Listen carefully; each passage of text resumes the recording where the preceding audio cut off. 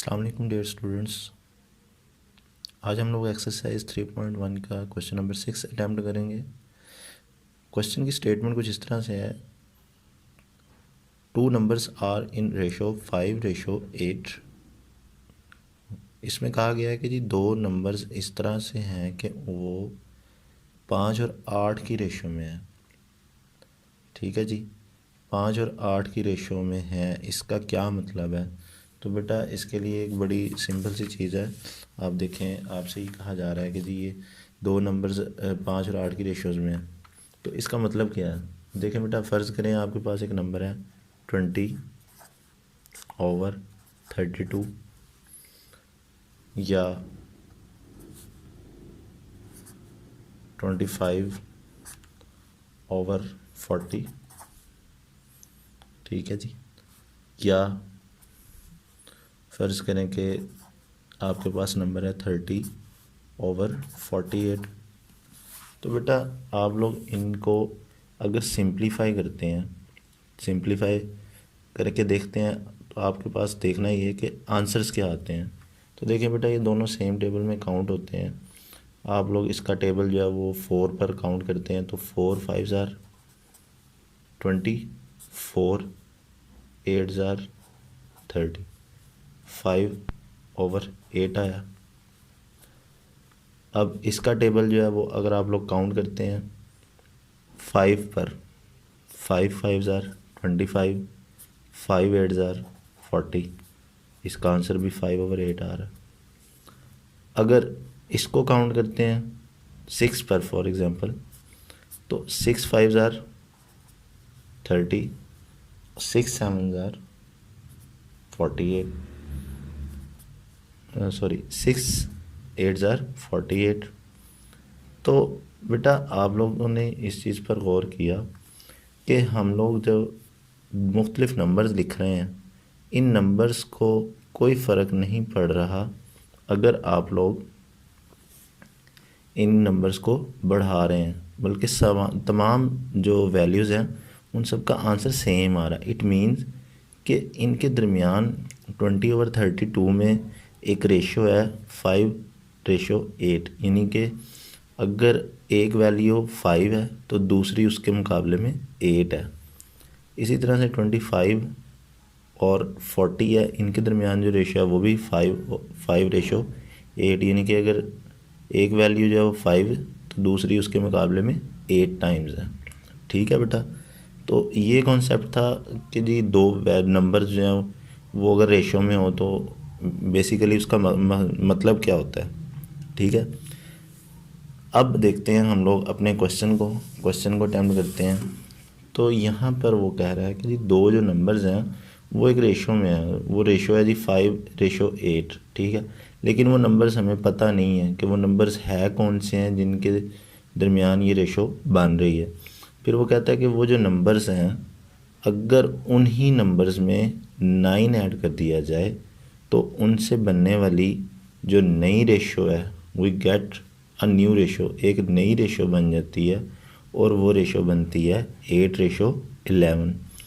तो सबसे पहले जब हम लोग इसको क्या करेंगे, जो हमारे पास नंबर्स हैं उनको फ़र्ज़ कर लेते हैं, लेट कर लेते हैं कि वो नंबर्स हमारे 5x और 8x हैं। तो हम फ़र्ज़ कर लेते हैं ये हमारे रिक्वायर्ड नंबर्स हैं।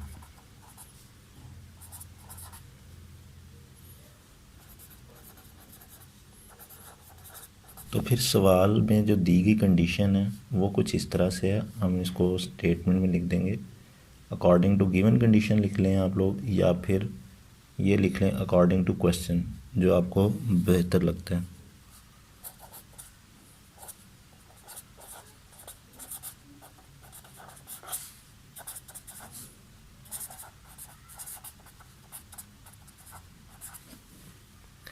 अकॉर्डिंग टू कंडीशन हम लोग यहाँ पे लिख देंगे, जैसे उन्होंने बताया हुआ है कि ये 5x और 8x जो हैं ये दो नंबर्स हैं, इन दोनों में अगर 9 ऐड कर लिया जाए तो ये नई रेशो जो बनती है वो बनती है 8:11।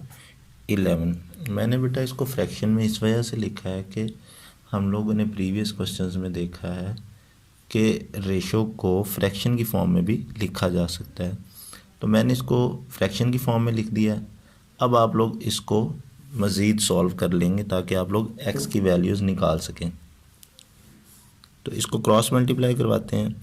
11 इधर डिवाइड है, यहाँ पर इसके साथ आकर मल्टीप्लाई होगा, इधर 8x + 9 डिवाइड हो रहा है, इधर 8 के साथ आकर मल्टीप्लाई हो जाएगा।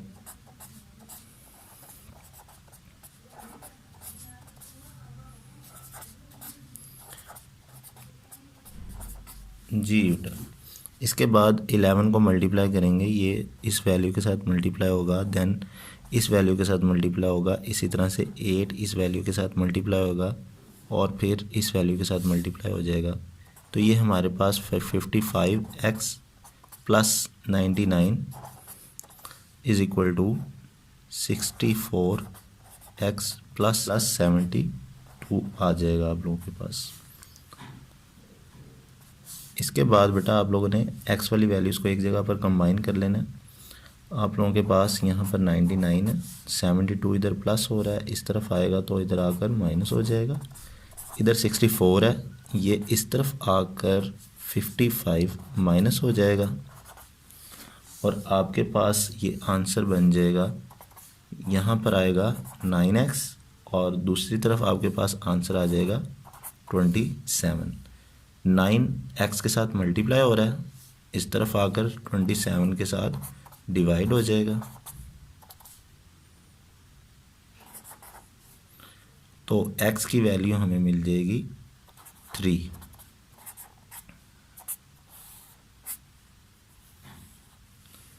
और लास्ट पे हम लोग लिख देंगे हमारे जो रिक्वायर्ड नंबर्स हैं उनको, देयरफॉर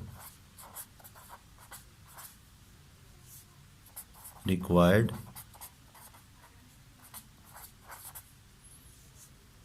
नंबर्स आर। क्योंकि पहला नंबर हम लोगों ने फ़र्ज़ किया था 5x, तो आप लोग क्या करोगे, x की जगह पर 3 लिखेंगे, आपके पास आंसर आ जाएगा 15। और दूसरा नंबर आप लोगों ने 8x फ़र्ज़ किया था, तो x की जगह पर 3 लिखेंगे तो आपके पास आंसर आ जाएगा 32। तो ये वो दो नंबर्स हैं जो हमें रिक्वायर थे। क्वेश्चन नंबर 7 भी बिल्कुल क्वेश्चन नंबर 6 की तरह का ही है और इसमें आप लोगों को रेशो में फ़र्क नज़र आएगा क्योंकि उससे अलग सवाल है, लेकिन मेथड सेम टू सेम वही है जो क्वेश्चन नंबर 6 में फॉलो किया हम लोगों ने। यहाँ पर जो दो वैल्यूज़ आपको दी गई हैं जिनके दरमियान रेशो पाई जा रही है वो रेशो 4:13 है और उसके अंदर अगर हम लोग 10 ऐड कर लेते हैं तो 10 ऐड कर लेने के बाद वो नई रेशो 1:2 बन जाती है। तो बेटा सेम उसी तरह से हम लोगों ने इन नंबर्स को लेट कर लेना है जो हमने जिनके दरमियान रेशोस बन रही है।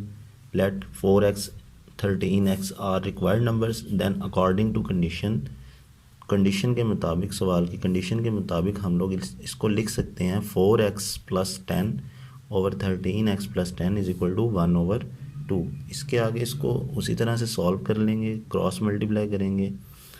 2 इधर डिवाइड हो रहा है, ये इधर जाके मल्टीप्लाई हो जाएगा और 13x + 10 यहाँ पर डिवाइड हो रहा है, ये इस तरफ जाकर मल्टीप्लाई हो जाएगा।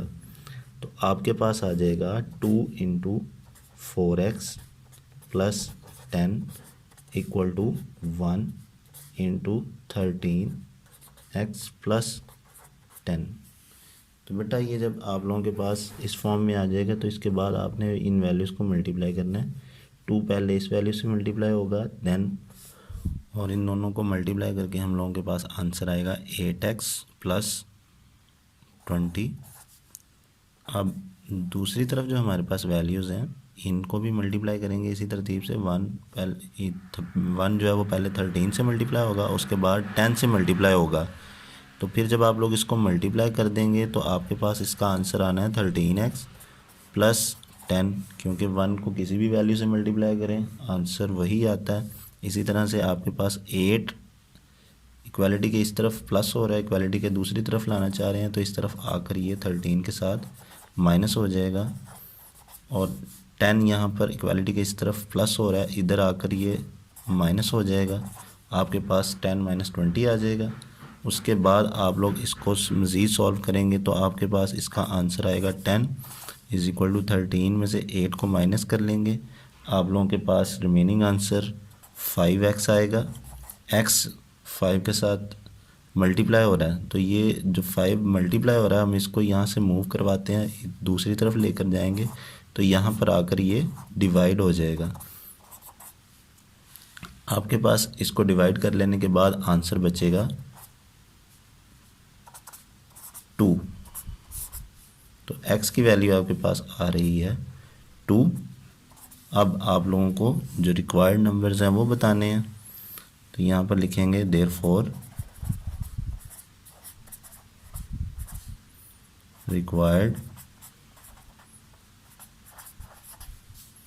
नंबर्स आर, चूँकि फर्स्ट नंबर 4x था तो आपने x की वैल्यू पुट करनी है, आपको मिल जाएगा इसका पहला नंबर।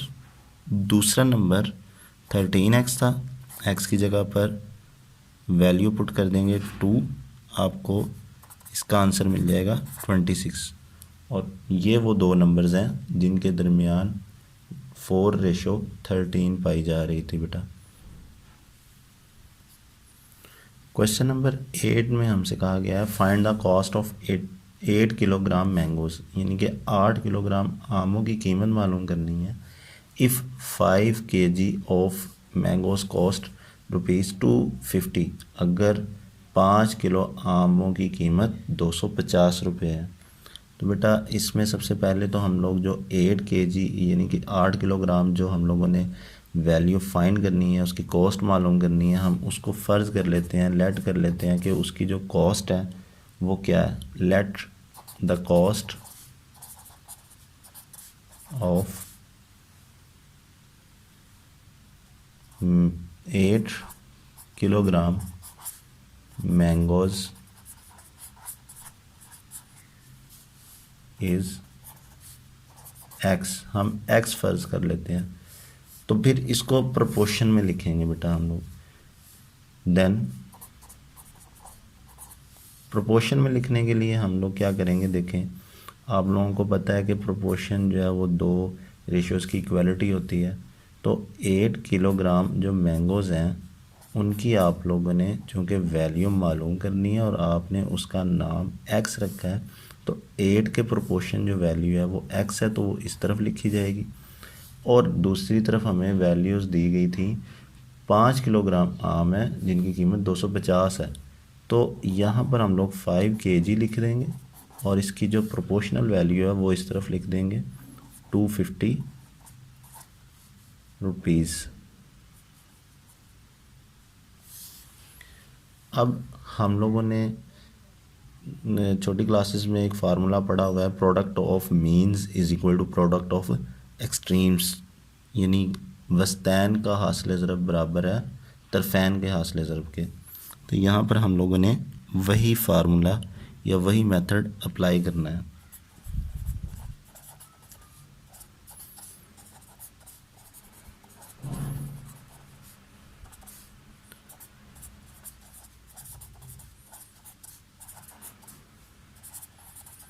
तो बेटा यहाँ पर हम लोगों ने ये मेथड लिख दिया। अब मीन्स क्या होते हैं और एक्सट्रीम्स क्या होते हैं। प्रोपोर्शन की जो इनर वैल्यूज़ होती हैं, दरमियान में जो वैल्यूज़ पाई जाती हैं, इनको मीन्स कहते हैं, और इसी प्रोपोर्शन की जो बाहर वाली वैल्यूज़ होती हैं इनको आप लोग एक्सट्रीम्स बोलते हैं। तो मीन्स का प्रोडक्ट यानी कि 5 × x है, यूनिट्स को स्किप कर देते हैं, लास्ट पर जाकर लिख लेंगे। और दूसरी तरफ हमारे पास है 8 × 250 kg। उसके बाद आप लोगों ने इसको मज़ीद सॉल्व कर लेना है। 5x के साथ मल्टीप्लाई हो रहा है, दूसरी तरफ जाएगा तो पहले से मौजूद वैल्यूज़ के साथ डिवाइड हो जाएगा। अब इसको सॉल्व करते हैं बेटा, सेम टेबल पे काउंट करेंगे। 5 × 1 = 5, 5 × 5 = 25 और ये 0 एज इट इज़, और हमारे पास इसका आंसर आएगा 400। तो इसका यूनिट भी साथ में मेंशन कर देते हैं। तो x जो कि हम लोगों ने फ़र्ज़ किया हुआ था, x हमारी वैल्यू है 8 किलोग्राम मैंगोज़ की प्राइस, तो वो इक्वल टू आया 400। तो लिहाजा हमारा जो इस सवाल का आंसर है वो है 400।